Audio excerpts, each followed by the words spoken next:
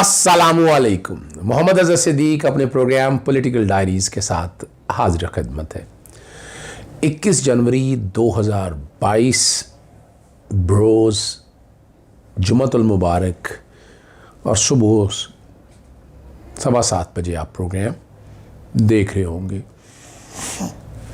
Development आपके सामने सब रखना है और चेहरा साहब आपके सामने रखना है इन सियासतदानों का जो अवाम को बेवकूफ़ बनाते हैं। और आपके सामने मैं बताऊंगा कैसे शहबाज शरीफ समेत दीगर मुलजमान के ख़िलाफ़ जो है ना कल आशियाना रेफरेंस में समाअत हुई और जो शरीक मुलजमान ने बरियत की दरख्वास्त दी थी उनमें बिलाल कुदवाई और इम्तियाज़ हैदर की दरख्वास्त है वो अदालत ने मेरिट पर मुस्तरद कर दी है। ठीक है जी। और आइंदा समाअत पर नैब के गवाहान को तलब कर लिया। ये महफूज फैसला किया हुआ था आर्गूमेंट सुन के, ये हमजा शरीफ के भी आर्गूमेंट सुन के लेकिन क्या किया वो मैं अभी आगे आगे बताता हूँ। आप और हमें बेवकूफ़ बना ले और जमहूरियत पता नहीं क्या बेवकूफ़ बनाने की बातें हैं। और सुनिएगा, मुलजमान ने नैब के नए तरमीमी आर्डीनेंस के तहत बरियत की दरख्वास्त दायर की और 7 फरवरी तक समाअत मुलतवी है। जज थे नसीम अहमद विरक। और ठीक है जी, मैं ये दूसरा मनी लॉन्ड्रिंग के हवाले से मैं बात बता रहा हूँ, ये दूसरे केस की बात हो रही है। और एक गवाह का जो बयान है वो कलमबंद करा रही है, उसका क्रॉस एग्जामिन या जिरा है शहबाज शरीफ के वकील ने कर ली और हमजा शरीफ को अदालत ने हाज़िरी लगवाने के बाद जाने की इजाज़त दे दी थी इस केस के अंदर।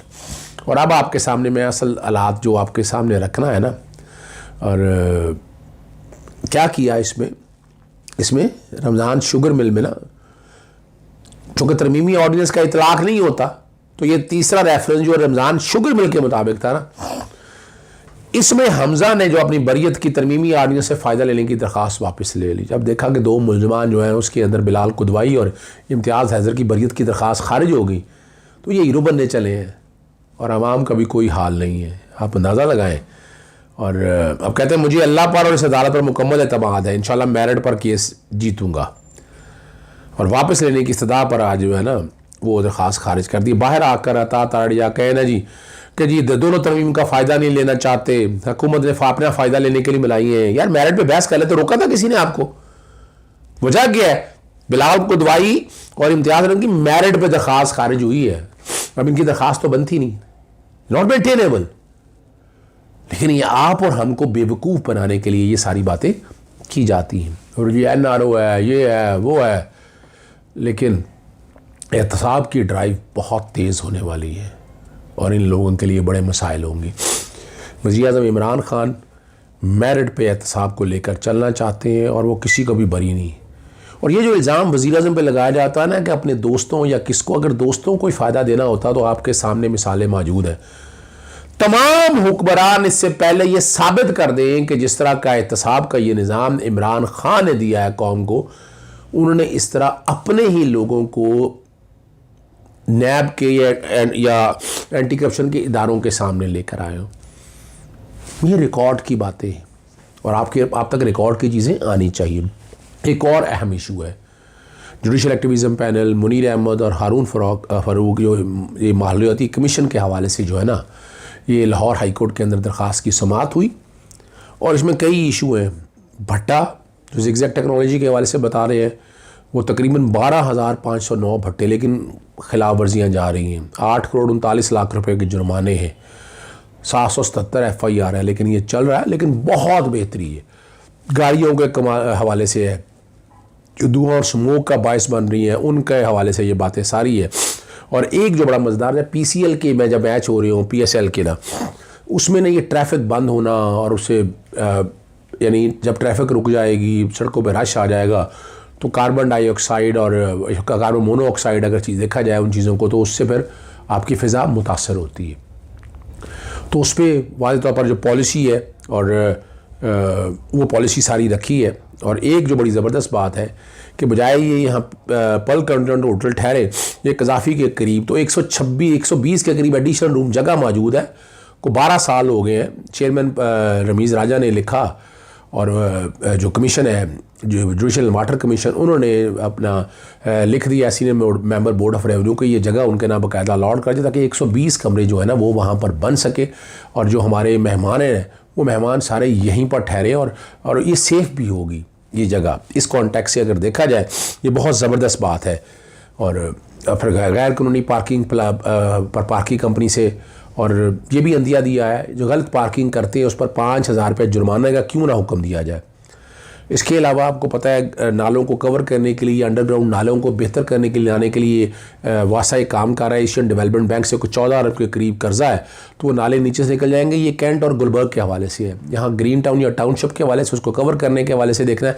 पहले मरहले में ये होगा, फिर बुलंदो बालता इमारतों पर सब्ज़ा उगाने के हवाले से, हाई राइज बिल्डिंग के ऊपर, उससे डेफिनेटली आपकी टेम्परेचर में बहुत फ़र्क पड़ेगा। ग्रीनरी यहाँ ख़त्म हो गई है, उससे होगा। LDA ने बाकायदा नोटिस डालकर अगली तारीख तक बताना है, 27 जनवरी तक समाअत मुलतवी हो गई है।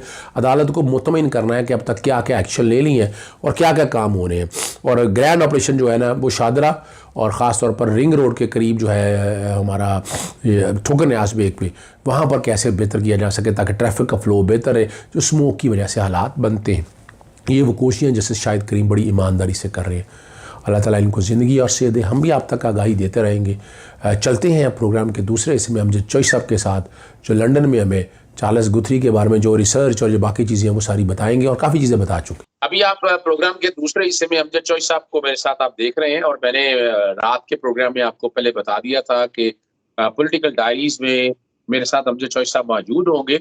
अमजद चॉइस साहब इसलिए ज़रूरी है आप तक बताना कि लंदन के अंदर जो कुछ हालात और वाक़यात हुए, इरफान हाशमी की अपनी गुफ्तगू, और मैं यहाँ बताता चलूँ, क्रेडिट यहाँ पर इरफान हाशमी का बड़ा वाज़ेह तौर पर है, जो उन्होंने इस मामले को एक्सपोज किया।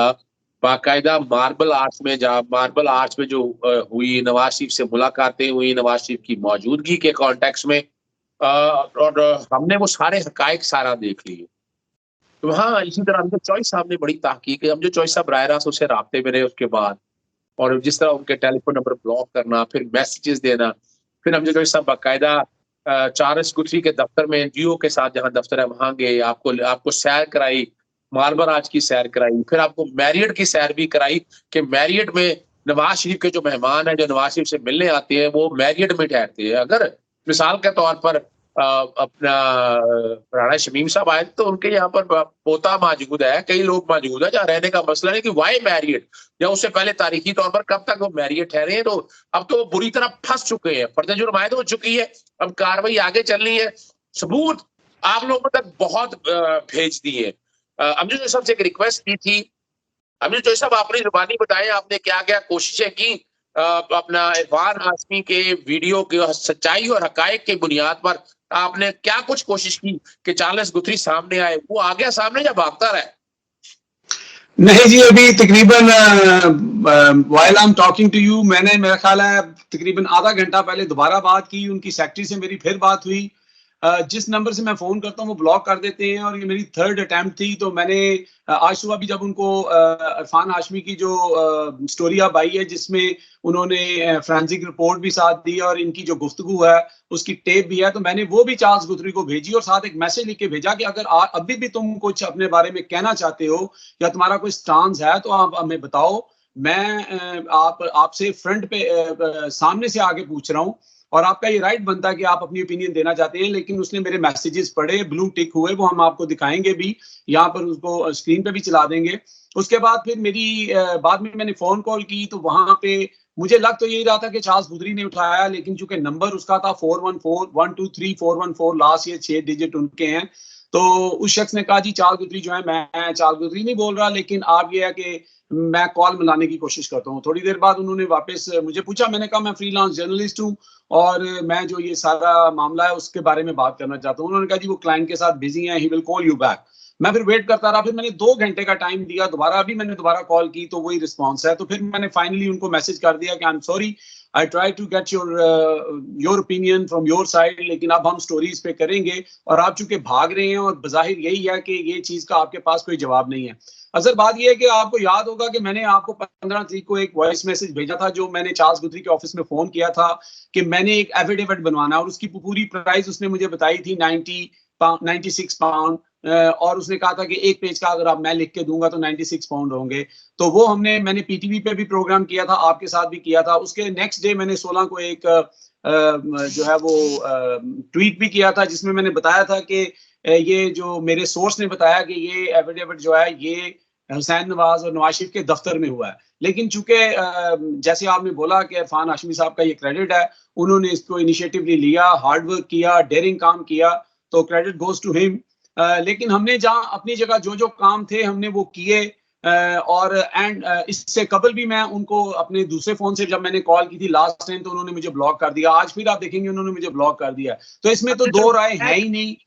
मैं चाहूंगा ना बैकग्राउंड पे लास्ट वाले जो मैसेजेस आपने किए वो भी चलते रहे, जो अभी आपने आज किए, आप ब्लू टिक वाले, ये तारीख के साथ ना, ये डेट के साथ सारी चीजें सबूत के तौर पर रहे और हम आवाम को बताते रहे कि, और साथ साथ हम बैकग्राउंड पे भी वो भी चला रहे हैं कि जो हमने बाकायदा नोटरी चार्ल्स गुथरी के कॉन्टेक्स्ट में मुख्तलिफ जगहों पर कंप्लेंट्स फाइल करवाई थी, शिकायत करवाई थी, और चार्ल्स गुथरी वहां से भी भाग रहा, चार्ल्स गुथरी जो है वहां से भी भागता फिर रहा, चार्ल्स गुथरी वहां से भी भागता फिर रहा है। और राणा शमीम ने भी, राणा शमीम आप क्या समझते हैं? आप नहीं समझते कि राणा शमीम ने कार्रवाई इसलिए नहीं की कि वो तो सच बता देगा, वो तो बता देगा कि मार्बल आज में दस्तक हुए है, वो बता देगा कि यहीं पर है, और ये भी आ जाएगा सामने के पैसे भी उसने नहीं दिए, तो ये भी हालात और वाकयात आपके सामने आ जाएंगे। सर मैं आपको बता दूं, आप ये देखें कि ये एक ट्रायंगल है। ट्रायंगल किस तरह है? एक तरफ जो है हाउस ऑफ शरीफ है, एक तरफ जो है राणा शमीम है, और एक तरफ चार्ल्स गुथरी है। ये तीनों एक दूसरे के, पंजाबी में अगर कहूं तो काने हैं, ठीक है जी। क्योंकि ये एक दूसरे से इन्होंने झूठ बोले हैं। बेसिकली जिस इमारत की बुनियाद ही झूठ पर मबनी हो, वो इमारत क्या जो है वो तोड़ चढ़ेगी। इन्होंने डे वन से इसको झूठ को बनाने की कोशिश की, और अल्लाह ताला कहता है कि झूठों पर खुदा की लानत है, और झूठ कभी नहीं पनपता है उसके लिए कि सच सच होता है। और वही चीज आपके सामने आई कि आप देख लें कि जिस दिन ये जंग के अंदर ये एफिडेविट छपा, और अगले दिन मरियम साहबा की जो ट्वीट थी वो ये थी 15 को कि अल्लाह ताला जो हक है, अल हक है, और अल्लाह ने इंसाफ कर दिया। देखें अब्बा जी की जिंदगी में ही ये चीज सामने आ गई कि ये, अब देखें आप एक झूठ बुन रहे हैं और उसमें आप अल्लाह को शामिल कर रहे हैं और अल्लाह की तरफ रजू करके आप ये बात कर रहे हैं, तो अल्लाह ताला इस तरह एक्सपोज करता है। इसमें सिर्फ देखें, और हर बंदा एक्सपोज हुआ है। आप दूसरी तरफ देखें, मॉरलिटी के हिसाब से आपके जो राणा शमीम साहब हैं यहाँ पर, वो कितना नीचे जा चुके हैं। यानी कि आप देखें कि हमारे मुल्क के अंदर एक चीज कही जाती है कि अगर कोई बदकमाश इंसान भी दुनिया से चला जाए ना, तो उसके बारे में मरने के बाद कोई अच्छे बुरे अल्फाज लोग नहीं कहते चलो यार ये अल्लाह का मामला, मर गया है, अब इसके बारे में हम ऐसा नहीं कहते।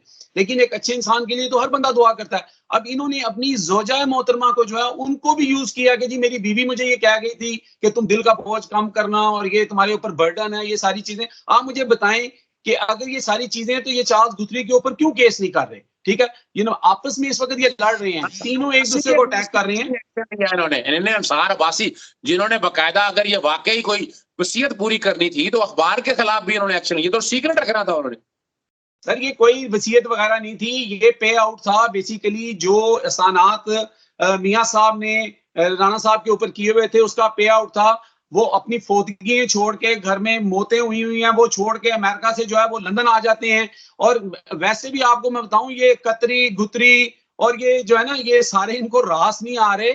ये सारा एक बेसिकली अभी भी अगर आप देखें तो ये एक दूसरे को छुपा रहे हैं। ये नहीं चाह रहे कि मीडिया पे इसका ज्यादा जो है चर्चा हो या चीजें सामने आए। उसकी वजह ये है, वरना अभी तक देखें ना कि अपना स्टोरी आई, स्टोरी को किसी ने चैलेंज नहीं किया। आज उसकी जो है फोरेंसिक जो है ऑडियो है वो भी आ गई है। अब कौन इसको चैलेंज करेगा? कहां पे चैलेंज करेगा? ठीक है। और आपको हमने बताया कि कैसे मैरियट के अंदर इनके अपने जो चाहने वाले हैं, जो एमपीएज हैं, वो सारे वहां पे आ गए। इवन शहबाज शरीफ साहब भी सुना है वहां पे आके ठहरते हैं, हालांकि उनका फ्लैट बिल्कुल सामने है। तो ये सारी जो है ना खिचड़ी इन्होंने पकाई। और इसका जो मेन किरदार है, मैं एक छोटा सा आपको मैं वीडियो भी भेजूंगा, अपने टीम को कहिएगा कि वो वीडियो जरूर चलाएं। बड़ी जबरदस्त वीडियो है और एक्यूरेट वीडियो है, जिसमें कहा जाता है कि नकल के लिए अकल चाहिए। उसके साथ आपने ये वीडियो चला देनी है इस फिक्रे के बाद, तो आप वहां से वो वीडियो जो लोग देखेंगे बड़ा महसूस होंगे कि अकल नहीं है। अगर आपने छोटा सा कोई बच्चे के बर्थ सर्टिफिकेट का एफिडेविट बनवाना है, वो भी चार्ल्स गुथरी। आपने बड़ा केस करना है, वो भी चार्ल्स गुथरी। आपने अरशद मलिक का काम करना है, वो भी चार्ल्स गुथरी। इनके अपने बाकी लोगों का वो भी। भाई आपने सारे चार्ल्स गुथरी के ही हैं, सारा कुछ ही। वो कैसे, वो आपको पता है, वो गांव के अंदर वो जो एक नाई होता था वो सबकी हिजामत करता था, एक ही होता था, एंड में दाने ले लेता था पार्टी सिस्टम में। इन्होंने चार्ल्स गुथरी को जो है ना, वो उसी तरह की कोई चीज बनाई हुई थी, वो भी भाग भाग के जाता था। और यहाँ पे यहाँ पे एक बड़ी इंपॉर्टेंट बात मैं आपको बताऊं कि चार्ल्स गुथरी, ये जो गोरे होते हैं ना, इनकी एक मेंटालिटी होती है, जब इनके साथ आप थोड़ा सा इनको पंप अप करें ना तो ये खुल जाते हैं।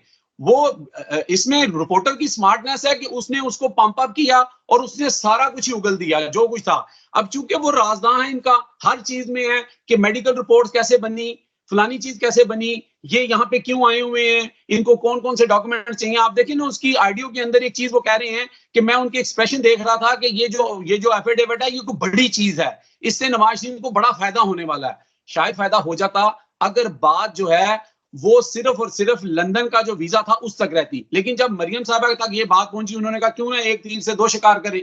ठीक है, इधर यहाँ पर हम जो मैंने अच्छी तरह याद है जब ये अमेरिका में गए एक सेमिनार के मान, और वहां से लंदन आ गए कि ट्रांजिट वीजा, मुझे टिकट नहीं मिल रही थी, मैं ट्रांजिट वीजा पे आ गया। अगर तुम आ गए थे, वैसे तो टिकटें मिल रही हैं, वो भी रिकॉर्ड मैंने चेक कराया, फ्लाइट डायरेक्ट अवेलेबल थी, लेकिन ये टोटल ड्रामा इन्होंने किया और प्लान के साथ। इन्हें वो अहमद रुहानी वाली ऑडियो भी सुनाई की, लेकिन अब बड़ी बुरी तरह फंस चुका है प्रोग्राम, चूंकि अपना जो चॉइस थोड़ा लंबा हो गया है। आपने एक नाज़रीन का एक और डिमांड है इस कॉन्टेक्स्ट में कि आपने ना एक प्रोग्राम दोबारा जो है ना, जगहों को आपने, चूंकि पैदल जो आप फिरे थे उस दिन, दोबारा हमने आप चाहेंगे कि मौजूदा हालात के मुताबिक, और आजकल आपको पता है रोजाना वो मार्बल आर्च पे इकट्ठे होते हैं, सारा वो गैंग सारे जितना भी है, और फिर मैरियट करीब है, फिर वो अपना चार्ल्स गुथरी का जो ऑफिस है, जरा दोबारा वो सैर कराइएगा। जी, आपने हम जो हमारी गुफ्तगू सारी सुन ली है। याद चाहूँगा, अस्सलाम वालेकुम, अल्लाह हाफिज़, पाकिस्तान जिंदाबाद।